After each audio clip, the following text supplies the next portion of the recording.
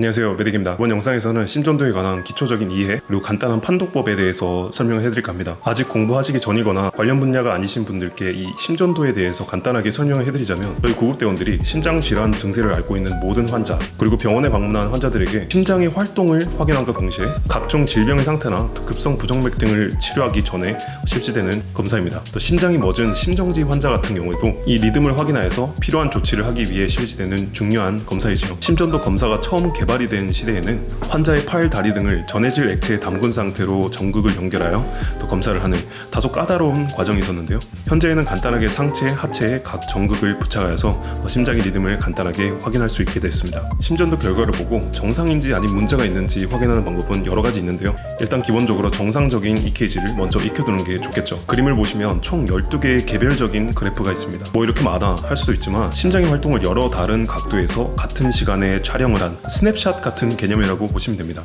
리듬의 모양이 각각 조금씩 차이가 나는데요. 심장 수축을 일으키는 이 전류의 방향에 따라서 그래프가 다르게 보이기 때문입니다. 그럼 이 ECG가 어떤 원리로, 어떤 방식으로 심장 활동을 확인할 수 있는 걸까요? 이걸 설명하기 앞서 인체의 모든 근육 조직, 이 세포들은 전류 에너지로 수축 이완을 반복할 수 있습니다. 운동을 할 때도 각 근육이 빠르게 수축을 할 수 있는 이 메커니즘이기도 하죠.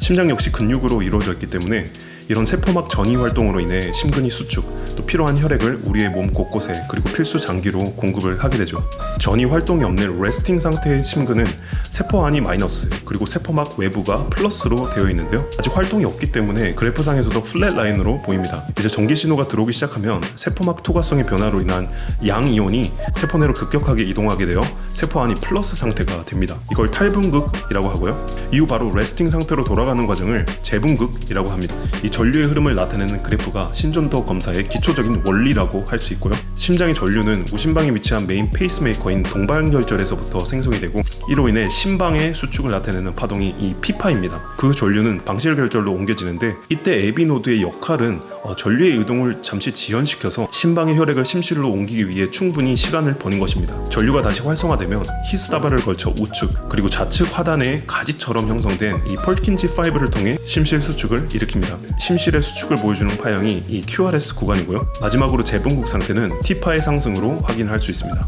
이제 심장의 전체적인 전류 활동을 그래프화시키기 위해서는 피부의 각 전극들을 부착하여서 검사를 하게 되는데요. 전기축을 기점으로 심장의 전면부, 그 앞부분이죠. 이 부분을 촬영하는 6개의 사지유도, 그리고 수평면을 입체적으로 촬영하는 6개의 흉부 유도가 있습니다. 첫 번째로 림리드, 이 사지유도는 바이폴라 리드라고도 하여서 심장을 기준으로 3개의 전극이 서로 삼각형의 형태로 연결이 되어 각 리드 1, 리드 2, 그리고 리드 3별로 그래프를 나타냅니다. 심장의 위치를 그려보면 대강 이런 방향으로 면적의 활동을 캡처하게 되죠. 팔, 다리에 붙이는 전극의 위치, 그리고 역할을 보시면은 모든 전류의 흐름은 음에서 양으로, 그리고 심장의 전류 흐름은 우측에서 좌측으로 이동을 하게 됩니다. 첫 번째로 리드 1은 오른팔 전극과 왼팔 전극의 전류를 기록하는데요. 심장의 전기 흐름이 오른쪽에서 왼쪽으로 이동, 전극은 마이너스에서 플러스로 이동을 하기 때문에 오른팔은 마이너스, 왼팔은 자동으로 플러스가 되죠. 리드 2에서는 오른팔과 왼발의 연결인데, 이때 오른팔은 마이너스, 왼발은 플러스가 되고요. 똑같은 원리로 리드 3에서도 왼팔이 마이너스, 그리고 왼발이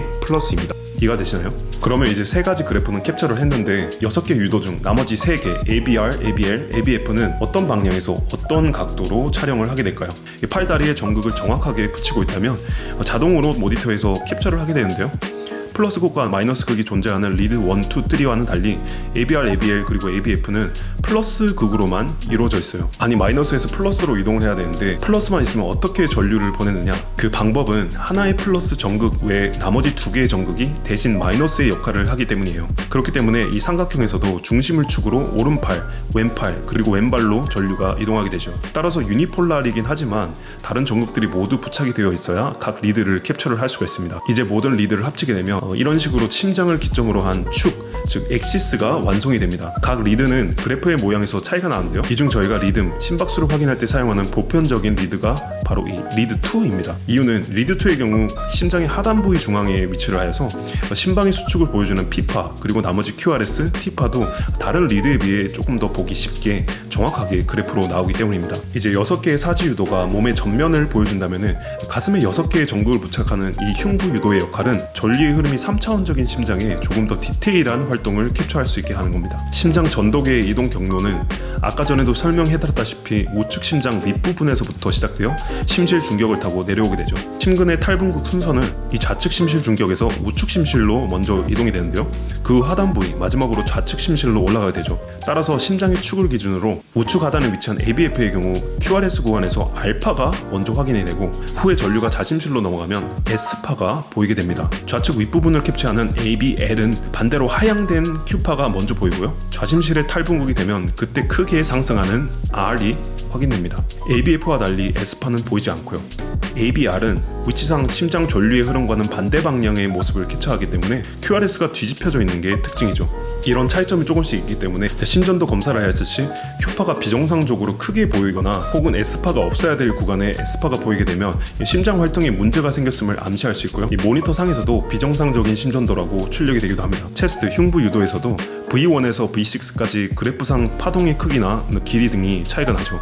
이 역시 전류의 흐름, 방향에 따라 우심실에 비해 수축력이 강하게 필요한 좌심실 쪽에 부착된 전극은 QRS 파동이 업월드를 보이게 되고요. V6의 반대 방향으로 위치한 V1 같은 경우 초기에 잠시 상승이 있었다가 전류가 좌심실로 도달하게 되면 QRS가 뒤집혀 보이는 것입니다. 자, 이제 이런 잡다한 얘기는 그만하고요. 심전도 리듬을 분석하는 기초적인 방법을 알아보겠습니다.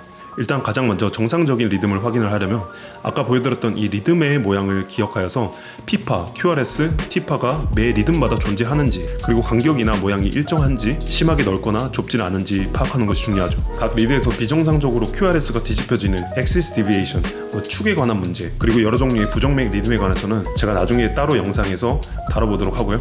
스트립을 읽는 법 그리고 각 인터벌들을 확인하는 방법에 대해서 알아보겠습니다. EKG 스트립을 확대한 사진을 보시게 되면 연한 눈금으로 나눠져 있는 작은 박스와 굵은 선으로 나눠진 큰 박스가 보입니다. 수평을 기준으로 각 작은 눈금의 크기는 1mm이고요.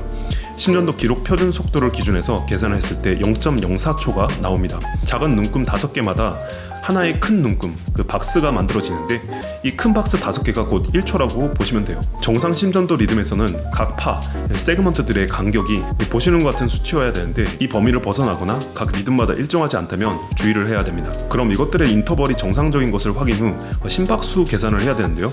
평균적으로 분당 60에서 100 사이의 리듬을 사이너스, 동성 리듬이라고 하죠. 그리고 60 이하로 떨어지는 리듬을 동성 서맥, 100 이상을 동성 빈맥이라고 합니다. 심전도 스트립을 보고 1분당 심박수를 계산하는 기초적인 방법은 이런 계산법을 사용을 합니다. 심박수가 100이 넘어가는 빈맥 같은 경우에도 이 방식을 사용하면 정확도가 높기도 해요. 물론 이제 첫 리듬을 기준으로 각 큰 박스당 추정 심박수를 지정해 두어서 확인하는 방법들도 있어서 계산을 하는 시간을 줄일 수 있습니다. 또 다른 심박수 확인 방법은 6세컨드 방식입니다. 스트립을 보면 매 3초마다 그래프표에 이런 마크가 되어 있는데요. 6초 분량의 스트립을 뽑아서 이 마커한 총 비트 수의 10을 곱하면 대략적인 심박수를 알아낼 수 있습니다. 모니터 안에서 자동으로 BPM을 보여주는데 굳이 이런 방식까지 써야 되냐고요? 제가 설명드리는 것은 심전도 스트랩을 읽는 가장 기초적인 그런 개념적인 것을 보여드리는 거고요. 리듬이 규칙적인 상태에서는 따로 이렇게 계산을 하지 않아도 되죠. 하지만 심방세동처럼 아주 불규칙한 리듬 그리고 여러 부정맥들이 리듬 간 충돌이 있는 경우에도 이런 계승법을 사용하기도 해요. 예를 들어 Rapid AFib 같은 증세를 동반한 그리고 불안정한 상태의 심방세동 환자에게 이제 약물 사용이 필요하면은 의료지도를 받을 때 심박수가 180에서 220 사이다 이렇게 대중이 없는 것보다는 계산을 통해 대략적인 기준치를 잡아 이거를 보고 그리고 기록을 하는 것이 좋겠죠. 심전도의 기초 원리와 간단한 판독법에 대해서 이야기해보았는데요. 여러 부정맥 리듬에 관한 영상을 올리려고 하다가 이런 베이직, 기초적인 것도 도움이 될 분들이 있을 것 같아서 만들어 보았습니다. 혹시 제가 빼먹은 내용이나 아니면 질문 있으시면 댓글로 달아주시고요. 영상 시청해주셔서 감사합니다. 메딕이었습니다.